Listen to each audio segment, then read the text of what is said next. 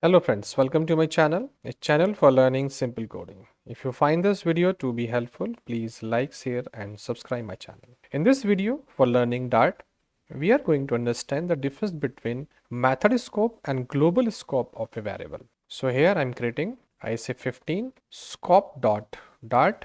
Here I say void main. Here if I declare any variable, I say int num1 equal to 20 and I say print num1, you see.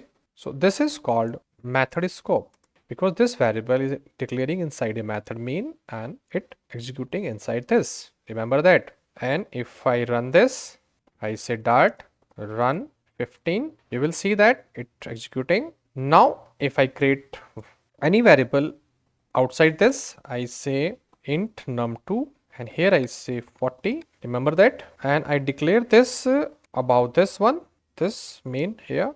So this has become global scope. I say global scope. Remember that because it declared outside of main or outside of any other method. So if I want to use it, I say print num2, you see, and I can say that this also value of num2 equal to, and I put here this one, and here I can say value of num1 equal to dollar like this. So if I execute it now, you will see that we have a 10 and 40. So 40 we have a global scope. This 20 num1 we have a method scope. Remember that this is method scope and this is global scope. If you declare class in Dart like this, we have a class, I say display like this, and if I declare any variable here, so this variable is called instance variable. Remember that because this is linked to this class, so we have this instance scope, okay,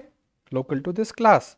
So we can say also class scope, but this is not a legal word because we have a static variables also, those we call as class variables. So you can say this is an instance variable. Scope is within a class. We have to create the object of this, then we can use it.